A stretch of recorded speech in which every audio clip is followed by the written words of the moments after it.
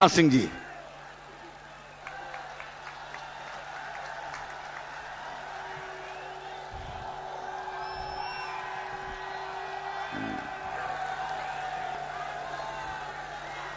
बोले बोले।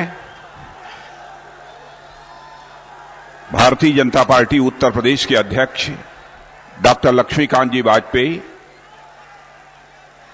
और हमारे इस हिंदुस्तान के सर्वाधिक लोकप्रिय नेता, जिन्हें हिंदुस्तान की जनता 2014 के लोकसभा चुनाव के बाद भारत के प्रधानमंत्री के रूप में देखना चाहती है, ऐसे हमारे प्रधानमंत्री पद के उम्मीदवार आदरणीय नरेंद्र मोदी जी और उत्तर प्रदेश के अभूतपूर्व मुख्यमंत्री आदरणीय कल्याण सिंह जी, आदरणीय कलराज जी मिश्र, आदरणीय टंडन जी, ओम प्रकाश जी, श्री विनय कटियार जी, डॉक्टर रमापति राम जी त्रिपाठी, हमारे राष्ट्रीय महासचिव श्री अमित जी शाह और हमारे विधानमंडल दल के नेता श्री हुकुम सिंह जी, यहां के महापौर और यहां के लोकप्रिय सांसद श्री राजेंद्र कुमार जी एवं अन्य सभी संसद विधायक गण और सभी सम्मानित पदाधिकारी, यहां उपस्थित मेरे सभी सम्मानित बहनों एवं भाइयों, जिस समय हम लोग हेलीकॉप्टर से इस मीटिंग के स्थान पर आ रहे थे, तो ऊपर से उड़ते हुए जब यह दृश्य हम लोग अपनी आंखों के सामने देख रहे थे, तो सचमुच मुझे ऐसा लग रहा था कि किसी जनसभा को संबोधित करने के लिए हम लोग नहीं जा रहे हैं, बल्कि मेरठ की जो हमारी यह एक ऐतिहासिक धरती है, वहां पर जन समुद्र को संबोधित करने के लिए जा रहे हैं। मोदी जी हमारे इस मेरठ और इस पूरा क्षेत्र जो पश्चिमी उत्तर प्रदेश का है, एक इसका ऐतिहासिक महत्व है और इस स्थान का नाम महाभारत और रामायण में भी पढ़ने को मिलता है और यह एक इतना ऐतिहासिक दृष्टि से महत्वपूर्ण यह स्थान है कि यहां 1857 में जब प्रथम स्वतंत्रता संग्राम का प्रारंभ हुआ था, तो उस समय पहला बिगुल यदि अंग्रेजों के खिलाफ यदि बजा था कहीं पर, तो हमारी यह मेरठ की धरती है, जहां के लोगों ने अंग्रेजों बाहर जाओ यह आह्वान करते हुए यहां पर शंखनाद करने का काम किया था।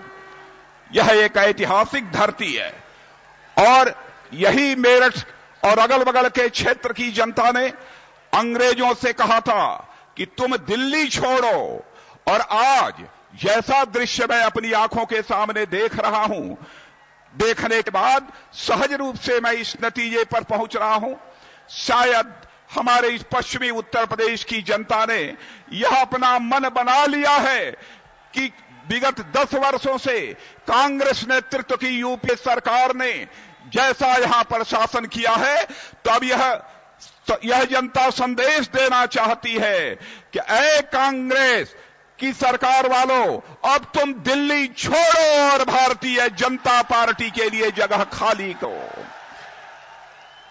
एक यह ऐतिहासिक धरती है। जहां तक आगामी लोकसभा चुनाव के लिए सेनापति का प्रश्न है, तो बहनों भाइयों, आप जानते हैं कि भारतीय जनता पार्टी ने अपने सेनापति के बारे में फैसला कर लिया है और ऐसी शख्सियत को सेनापति के रूप में तय किया है कि जिस शख्सियत के रूप में मुझे परिचय कराने की आवश्यकता नहीं है, जिसने लगातार 12 वर्षों तक गुजरात के मुख्यमंत्री के रूप में काम करते हुए गुजरात को विकास के मामले में केवल हिंदुस्तान में ही मॉडल स्टेट नहीं बनाया है, बल्कि गुजरात की ख्याति दुनिया के दूसरे देशों में भी बढ़ाने का काम किया है। एक ऐसे सेनापति को भारतीय जनता पार्टी ने आगामी लोकसभा चुनाव के लिए तय किया है और उसी के नेतृत्व में हम चुनाव लड़ने जा रहे हैं। लेकिन कांग्रेस साहस नहीं जुटा पाई कि अपने सेनापति के बारे में फैसला कर ले, और आज के मुख्यमंत्री डॉक्टर मनमोहन सिंह जी ने तो साफ दो टूक शब्दों में कह दिया है कि अब मैं आगे प्रधानमंत्री नहीं बनूंगा, यानी कांग्रेस ने अब अपनी पराजय को स्वीकार कर लिया है। लेकिन आप सभी जानते हैं कि इस समय चाहे महंगाई हो, चाहे भ्रष्टाचार हो, चाहे आंतरिक और बाह्य सुरक्षा के मोर्चे पर इस सरकार की विफलता का सवाल हो, हर मोर्चे पर यह सरकार विफल है। अब जनता का ध्यान इन सब सारे मुद्दों से बटाना चाहती है कांग्रेस की सरकार, इसलिए इसने बस को मोड़ने की और जनता का ध्यान बटाने की अपनी तरफ से भरपूर कोशिश प्रारंभ कर दी है। कहा जा रहा है कि मोदी जी के शासनकाल में गुजरात में जो कुछ भी हुआ, मोदी जी को उसके लिए क्षमा मांगनी चाहिए। मैं यह पूछना चाहता हूं कांग्रेस के दोस्तों से, 12 वर्ष में केवल एक बार ऐसा हादसा गुजरात के अंदर हुआ, लेकिन जहां जहां कांग्रेस की सरकार होगी, समाजवादी पार्टी की सरकार होगी अथवा बहुजन समाज पार्टी की यहां पर सरकार रही होगी, एक बार नहीं बल्कि सैकड़ों बार सांप्रदायिक दंगे हुए हैं और कांग्रेस के शासनकाल में तो हजारों बार सांप्रदायिक दंगे हुए हैं। मैं कांग्रेस के दोस्तों से कहना चाहता हूं, यदि सचमुच क्षमा मांगना चाहिए तो आपको क्षमा मांगनी चाहिए। और जहां तक नरेंद्र मोदी जी का प्रश्न है, नरेंद्र मोदी ने तो केवल एक दुर्भाग्यपूर्ण वह घटना घटित हो गई थी, उसे कभी भी उन्होंने उचित नहीं ठहराया था। दंगा चाहे जहां कहीं भी हो, जिस रूप में भी हो, उस दंगे की आलोचना की जानी चाहिए। उस समय भी उन्होंने उसकी आलोचना की और यह कहा कि यह दुर्भाग्यपूर्ण घटना घटित हुई है। और आज हालात ऐसे पैदा हो गए हैं गुजरात में कि मैं दावे के साथ कह सकता हूं, गुजरात का रहने वाला अल्पसंख्यक आज हिंदुस्तान में रहने वाले सभी अल्पसंख्यकों की अपेक्षा सर्वाधिक प्रति व्यक्ति आमदनी यदि किसी की है तो गुजरात में रहने वाले अल्पसंख्यकों की सर्वाधिक आमदनी है। यह करिश्मा करके दिखाया है। सीमा पर तनाव होने के बावजूद सारे सैन्य बल को बुलाकर जिस तरीके से उस समय के दंगे को नियंत्रित करने का काम किया, शायद यह कांग्रेस की सरकार चाहती है उस और इस देश की जनता का ध्यान न जाने पाए। लेकिन मैं कहना चाहता हूं, डॉक्टर मनमोहन सिंह जी, सोनिया गांधी जी और राहुल गांधी कि सचमुच क्षमा तो आपको मांगनी चाहिए। 1984 का जो दंगा हुआ, उस दंगे को भड़काने का काम यदि किसी ने किया तो वह कांग्रेस के नेताओं ने दंगा भड़काने का काम किया। हिंदुस्तान की जनता इस सच्चाई को जानती है कि सचमुच वह उस समय राजीव गांधी ही थे जब श्रीमती इंदिरा गांधी की हत्या हुई थी, तो उस समय उन्होंने कहा यह बड़ा वृक्ष गिरता है तो धरती हिलती ही हिलती है। उसी के बाद यह सांप्रदायिक दंगा भड़का था। तो सचमुच 1984 के उस दंगे के लिए किसी को क्षमा मांगनी चाहिए तो कांग्रेस को क्षमा मांगनी चाहिए। कांग्रेस के शासनकाल में चाहे वह गुजरात हो अथवा हिंदुस्तान का कोई भाग हो, क्षमा यदि मांगनी चाहिए तो कांग्रेस के लोगों को क्षमा मांगनी चाहिए। 1947 में जो भारत का विभाजन हुआ है, उसके लिए क्षमा यदि मांगना चाहिए तो कांग्रेस को क्षमा मांगना चाहिए, भारतीय जनता पार्टी को क्षमा मांगेगी, क्योंकि भारतीय जनता पार्टी ने कोई अपराध नहीं किया है।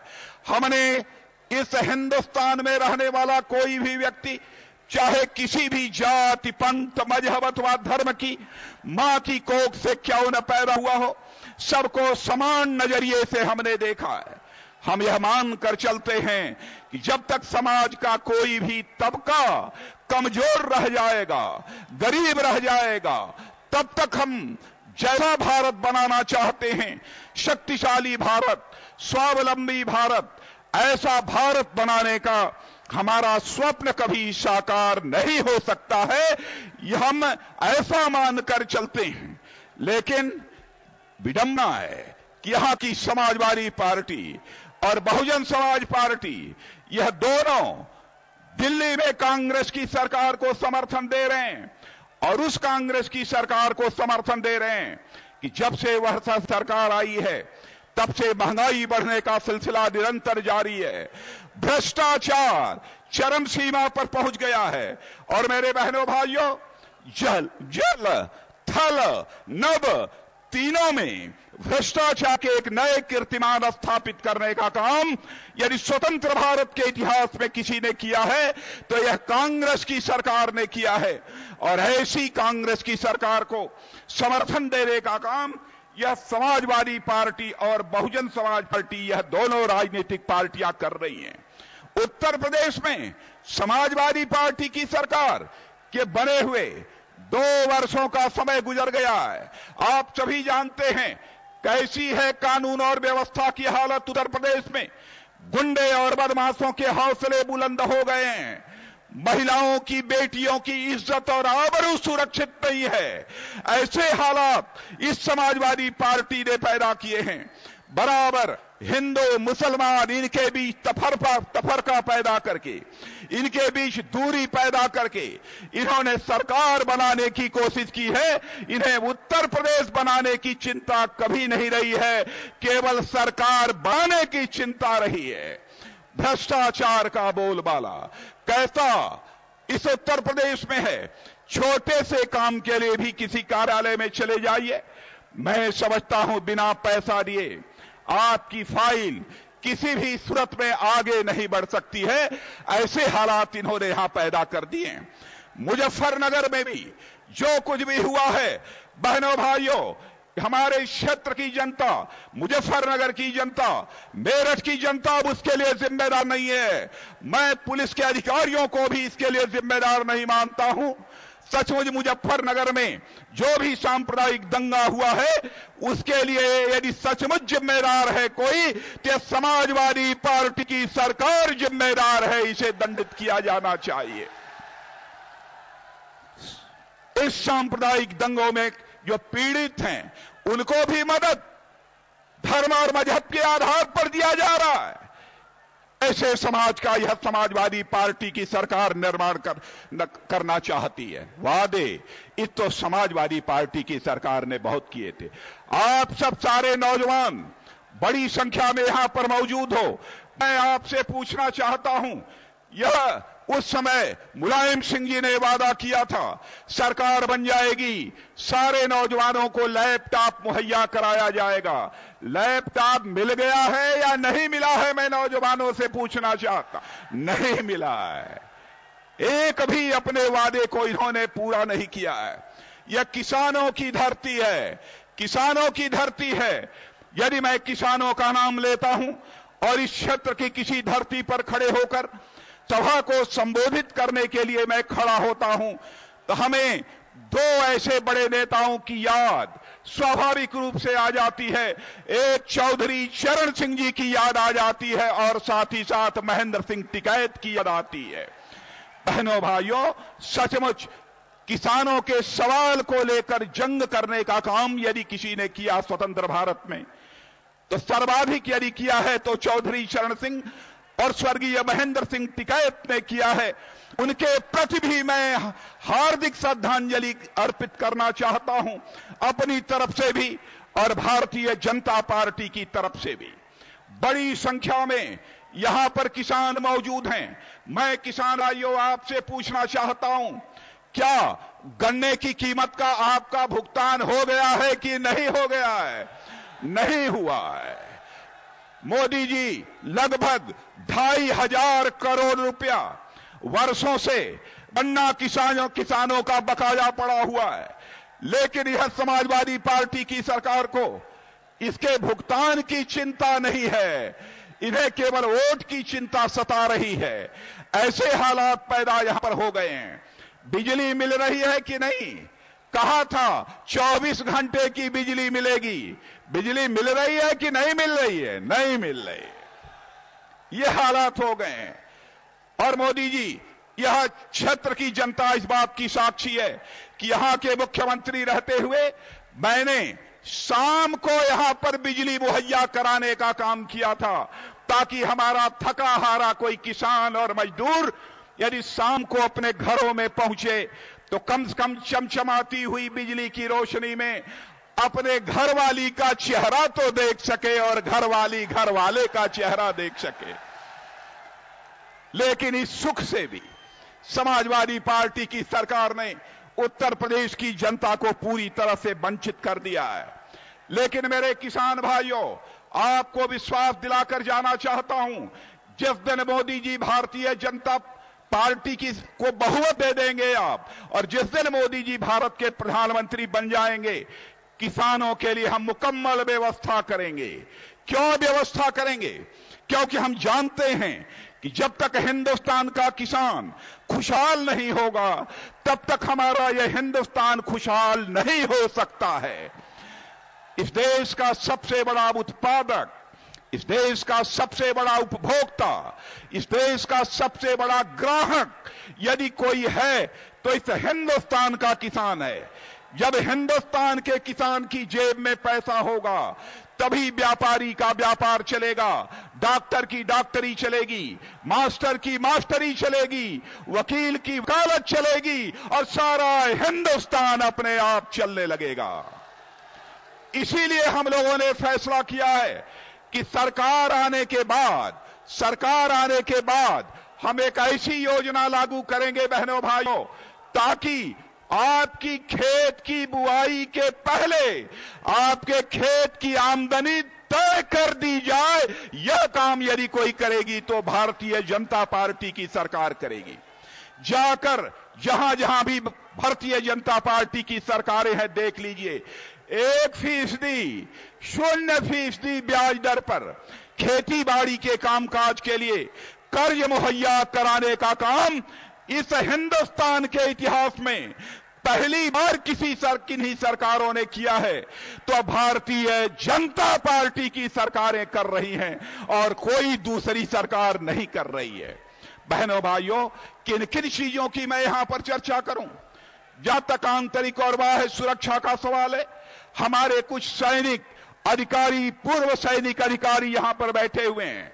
बहनों भाइयों, मैं जानता हूं बड़ी संख्या में किसान परिवारों से, व्यापारी परिवार से निकले हुए लोग, ऐसे जवान भारत की सीमा पर जाकर अपने सीने का बटन खोलकर भारत की सीमाओं की रक्षा करने का काम करते हैं। यह बहादुरों की धरती है, यह वीरों की धरती है। लेकिन आज क्या हो रहा है? आज चीन जब होता है तब भारत को आंख दिखाने की जरूरत करता है। अरुणाचल प्रदेश जो भारत का हिस्सा है, उसके बारे में यह दावा करता है चीन कि अरुणाचल तो यह चीन का हिस्सा है। कभी कश्मीर घाटी के बारे में तरह तरह की हरकतें करता है चीन। पाकिस्तान हमारा यह पड़ोसी देश है। पाकिस्तान हम चाहते हैं इसके साथ हमारे बेहतर रिश्ते हों, क्योंकि अटल जी कहा करते थे, दोस्त बदल सकता है लेकिन पड़ोसी नहीं बदल सकता। हम भी पाकिस्तान के साथ बेहतर रिश्ते चाहते हैं, लेकिन जब पाकिस्तान के सेना के जवान भारत की सीमा में घुस आते हैं, भारत के सेना के जवानों का सिर धड़ से अलग कर देते हैं। इतना ही नहीं, भारत के सेना के जवानों की हत्या करने के बाद उनका सिर कुचल देते हैं। फिर भी सोनिया जी, प्रधानमंत्री डॉक्टर मनमोहन सिंह जी एक लफ्ज आप नहीं बोलते हैं। क्या हमारे भारत के सेना के जवानों के ऊपर जो आपको नाज होना चाहिए, जो आपको गौरव होना चाहिए, वह नाज और गौरव आज हमारे भारत के सेना के जवानों पर नहीं है। मैं याद दिलाना चाहता हूं, अटल बिहारी वाजपेयी जी भारत के प्रधानमंत्री थे। कारगिल का युद्ध हुआ था, यही हमारे भारत के सेना के जवानों ने अपने शौर्य और पराक्रम का परिचय देते हुए पाकिस्तान को पराजित करने का काम किया था। पाकिस्तान को मुंह की खानी पड़ी थी। कब तक यह भारत इस प्रकार का अपमान स्वीकार करता रहेगा? मैं यही कहना चाहूंगा सोनिया जी, क्योंकि सचमुच डॉक्टर मनमोहन सिंह जी ही सरकार नहीं चला रहे हैं, रिमोट से सरकार चलाई जा रही है। ऐसी सरकार आपने इस हिंदुस्तान में कभी नहीं देखी होगी। लेकिन इसीलिए मैं कहना चाहता हूं, सोनिया जी, मनमोहन सिंह जी, अरे हमारे सेना के जवानों को कमजोर मत समझो। अरे एक बार फैसला करने की खुली आजादी हमारे सेना के नौजवानों को दे दो। किसी मां के लाल में हिम्मत नहीं है कि वह भारत की ओर आंख उठाकर देखने की जरूरत कर सके। और आज इस सभा के माध्यम से मैं सारे सेना के जवानों को और जितने भी पूर्व सैन्य अधिकारी, अन्य सैन्य कर्मी हैं, उनको भी मैं भरोसा दिलाना चाहता हूं। सबसे बड़ी मांग जो उनकी है, 1 रैंक 1 पेंशन यदि कोई सरकार करेगी तो जब मोदी जी के नेतृत्व में यहां पर हिंदुस्तान में सरकार बनेगी तो हम इस मुराद को पूरा करेंगे और हिंदुस्तान के सेना के जवानों को हम सम्मानित करने का काम करेंगे। बहनों भाइयों, इससे ज्यादा न कहते हुए मैं आप सबसे एक अपील और करना चाहता हूं, और अपील वह करना चाहता हूं कि किसी भी सूरत में भारतीय जनता पार्टी की ताकत बढ़ने न पाए, ऐसा कांग्रेस सोच रही है। ऐसी रैली अब पहली बार यहां नहीं हो रही, यहां तो पहली बार हो रही है, लेकिन देश में केवल एक रैली ऐसी है ऐसा नहीं है। हिंदुस्तान के किसी भी कोने में यदि नरेंद्र मोदी जी जाते हैं, चाहे वह भारत का उत्तर हो, भारत का दक्षिण हो, पूरब हो, पश्चिम हो, उत्तर पूर्व हो, बहनों भाइयों, ऐसे ही नरेंद्र मोदी के स्वागत में ऐसे ही भीड़ उमड़ती हुई दिखाई पड़ती है। चारों तरफ कांग्रेस के हौसले पस्त हो चुके हैं। अब कांग्रेस तरह तरह के चाल चलने से, जैसे शकुनी महाभारत के काल में पास चलता था, तो ऐसे ही पास चलने में, चाल चलने में कांग्रेस पीछे नहीं रहेगी। बल्कि आपने दिल्ली में तो आप देख ही रहे हैं कि एक सरकार को समर्थन देकर क्या करना चाहती है यह कांग्रेस पार्टी। यह चाहती है कि चाहे जैसे भी हो, भारतीय जनता पार्टी की ताकत कम होनी चाहिए। यह सच्चाई को आपको समझना है, आपको यह फैसला करना है। क्या आप इस हिंदुस्तान में एक अस्थाई सरकार चाहते हैं कि नहीं? एक अच्छी सरकार चाहते हैं कि नहीं? एक मजबूत दृढ़ इच्छा शक्ति के नेता नरेंद्र मोदी का नेतृत्व चाहते हैं कि नहीं चाहते हैं? इस सवाल का जवाब आपसे मैं मांगना चाहता हूं। तो बहनों भाइयों, एक एक वचन मैं आपसे ले लूं, वचन देंगे पक्का? सब लोग हाथ उठाकर बताइए वचन देने को तैयार हैं। आज यह 14 संसदीय निर्वाचन क्षेत्रों से जनता यहां पर आई है। बहनों भाइयों, यदि आप चाहते हैं कि अस्थायी सरकार और मजबूत सरकार आए, तो एक बार हाथ फैलाकर आपसे यह याचना करने आया हूं, इस बार प्रत्याशी मत देखना, इस बार प्रत्याशी मत देखना, इस बार जांचा हुआ, परखा हुआ, मजबूत कलेजे के नेता नरेंद्र मोदी को देखना। बहनों भाइयों, तो अब मैं वचन ले लूं, तो आज हाथ फैलाकर यही आपसे मैं मांग करता हूं, यही वचन चाहता हूं कि 14 के 14 जितने भी लोकसभा क्षेत्र हैं, इसमें आप प्रत्याशियों को नहीं देखेंगे, बल्कि यहां पर भारतीय जनता पार्टी की आप विजय पताका लहराएंगे। हम आपको दिल्ली में एक मजबूत सरकार आपको देंगे। इन्हीं शब्दों के साथ पुनः आप सबका स्वागत करते हुए, आप सबका अभिनंदन करते हुए अपना निवेदन समाप्त करता हूं।